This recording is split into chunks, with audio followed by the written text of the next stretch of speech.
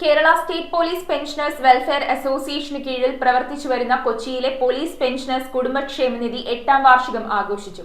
Palluruthy police station Janamaithri ഹാളിൽ നടന്ന യോഗം ജില്ലാ സെക്രട്ടറി ജോർജ് തോമസ് ഉദ്ഘാടനം ചെയ്തു. പോലീസ് പെൻഷനേഴ്സ് കുടുംബക്ഷേമനിധി കൊച്ചി 8ാമത് വാർഷിക പൊതുയോഗം പള്ളുരുത്തി പോലീസ് സ്റ്റേഷൻ ജനമൈത്രി ഹാളിൽ സംഘടിപ്പിച്ചു. പ്രസിഡന്റ് KP പ്രദീപിന്റെ അധ്യക്ഷതയിൽ ചേർന്ന യോഗം ജില്ലാ സെക്രട്ടറി ജോർജ് തോമസ് ഉദ്ഘാടനം ചെയ്തു.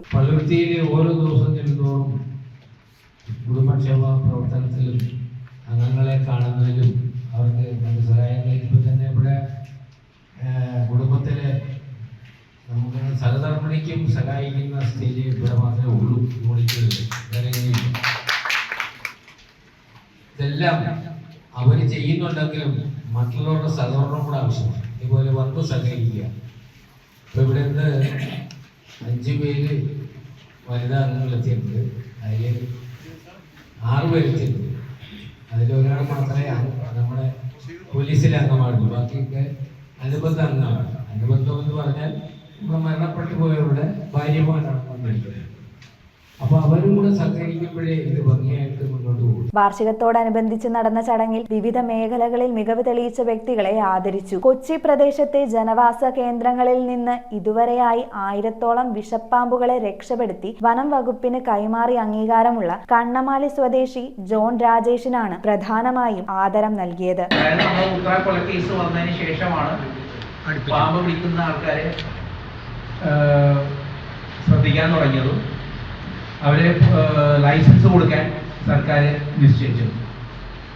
അപ്പോൾ 2020-ലാണ് ആദ്യത്തെ ബാച്ച് നമുക്ക് നിലവിൽ വന്നത്.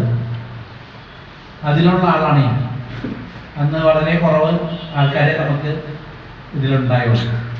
പക്ഷേ ഇപ്പം നമുക്ക് എറണാകുളം ജില്ലയിൽ ഒത്തിരി സ്നേക്ക് റെസ്ക്യൂസ് ഉണ്ട്.